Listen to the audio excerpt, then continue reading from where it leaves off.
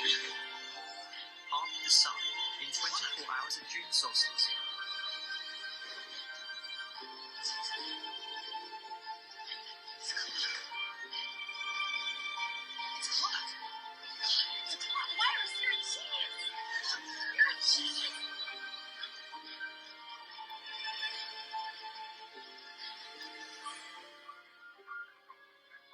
This entire arena seems to be laid out like a clock. The path of the sun spirals in and out towards the center of the circle as the seasons change. On a 24-hour clock, the hour hand goes around once per day, just like we observe in real life. Depending on the position of the map, the sun is always aligned with the hour hand on a 24-hour clock.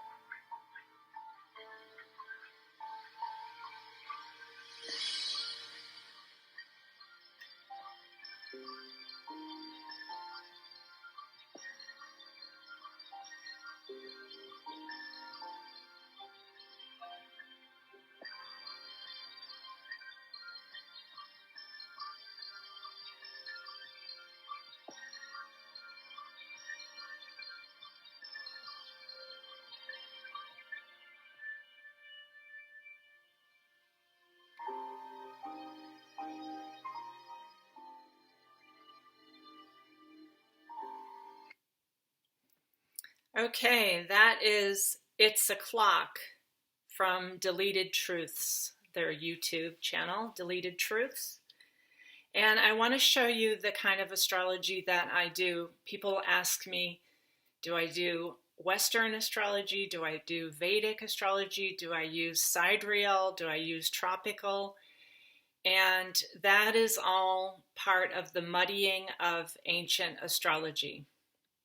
So ancient astrology, the kind of astrology that I do is called Hellenistic. Hellenistic, and I think that's quite funny because I call it the study of hell. So this was from an era where they had a different perspective of the way that the system environment, that the earth is. Just like that video I just showed you, they knew that it was a plane of existence in which the sun was spiraling in, and then it would pause at the solstice. And then if you watch the sky, because we're coming to this right now, you will see that the sun kind of stands still on a solstice, and then it starts to go the other way, okay? And it starts to appear in the sky from a different direction. So just sitting where I am right now, we're in June, I can watch where the sun rises. And I can also see where it sets, okay? Later in December, the sun will start to rise there, and it will start to set there. So the clock changes because what happens is the sun spirals in closer, and then the spiral gets wider. It like stops for a moment.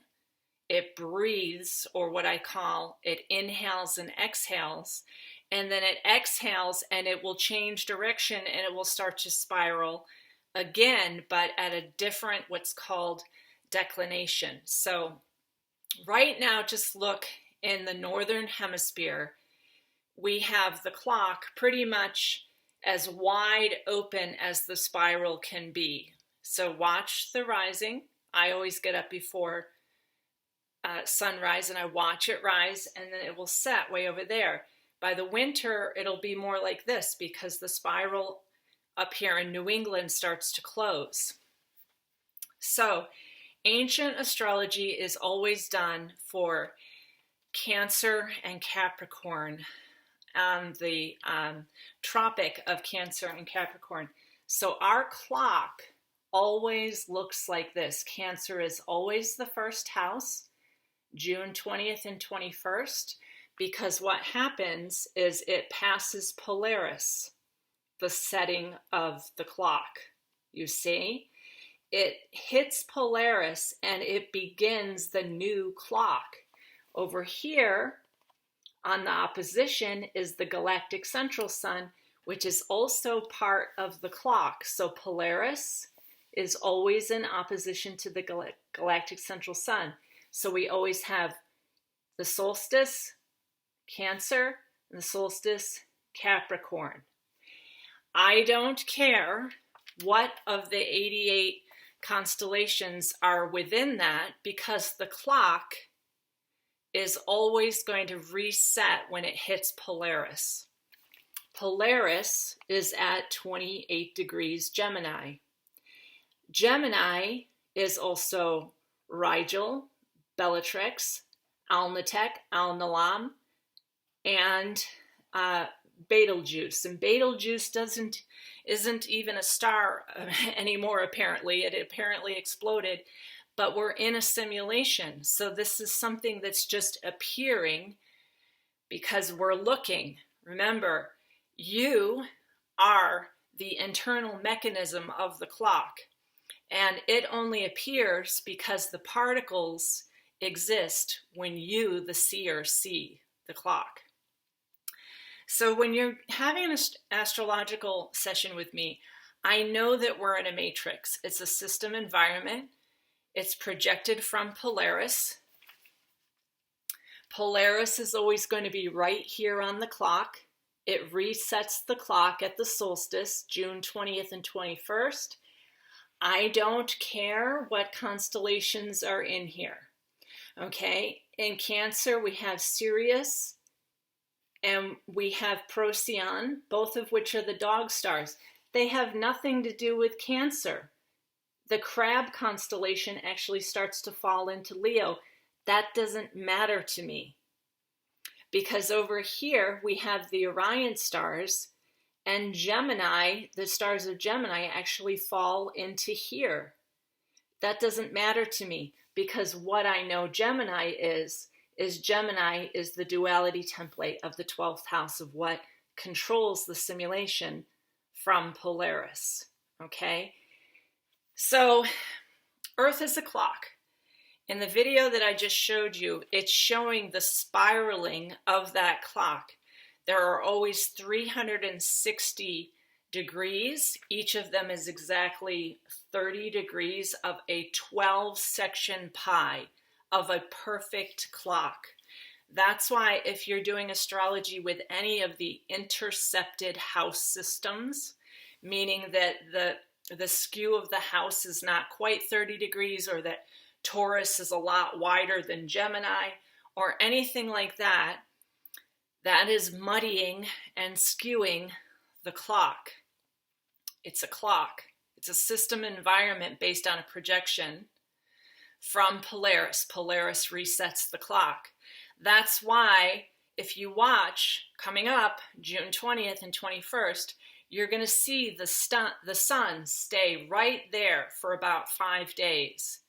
And then it's going to start to change. It's going to, let's see, the exhalation of the clock, let's call it that, happens in the northern hemisphere on June 20th and 21st, and it starts to kind of exhale and recede its brightness, okay? The inhalation of the clock is when the winter solstice here, and it's so damn dark, and then the sun will appear to stand still for about 5 days, and then it will start to brighten and breathe in. And then June 20th, exhalation. And that's what this thing is. So please don't ask me if I do sidereal or Vedic or, I do the fixed stars. I know all the constellations. I know if you were born with your sun conjunct Procyon, or if it was conjunct Sirius, or if it was conjunct Alcyon. I will know where you are in the clock. It doesn't have to do with just the crab is Cancer. No. Cancer is the solstice degree from the reset of Polaris. Do you understand now? The other thing I want to say about my astrology sessions is I only work with people who can work with me. So if your chart does not work with my chart, I'm not going to give you an appointment. So I do want you to know, in ancient astrology, Demetra, my teacher, she looked at my chart before she chose to work with me. So do not make an assumption that I'm like the psychiatrist. I'm not your doctor. You don't just get an appointment with me. The first thing I need you to do is send me your birth details with the exact birth time and location, because in the clock, like you just saw at the beginning of this video, if I don't have your exact time and location, I can't draw your personal map of the clock. So the other thing that happens is your ascendant will be somewhere within the first house. It won't necessarily be in Cancer, although I do have a client certainly who has the exact perfect clock in her chart. But the midheaven is based on the ascendant degree of the exact location, because you can see it's a clock. So some people will have their midheaven here in the 8th house, depending on where they were born on the surface of this prism. Some people will have their midheaven in the 12th house. So I have a client who was born in Iceland who has her midheaven in the 8th house, because that's a particular location on the clock. You see, so in my system, I must know the exact time and location. The other thing I want you to know is that my regular clients will need to make some compromises right now, because I have a lot of new clients coming in. And some clients I've been working with for 3 or more years. And if you're not studying to be an astrologer like I am, then you may only get 1 session a month with me, because you're doing more of a counseling check-in with me. Whereas my client who is studying foundational astrology with me, that person will continue to get a session every week. And again, I want you to know, I cannot work with everyone. There are just far too many people asking for sessions right now. So some compromises are going to happen. And I may not be the astrologer for you. If you have a Mars-Nessus conjunction in your chart, you might need to find someone else, because I'm not going to be assaulted by my clients. That's very rare, but that did come up recently. And I was like, I don't think I can work with you. So it is a profession that is based on my map and my clock also, as to whether I am willing to have regular sessions with you. Okay, thank you so much.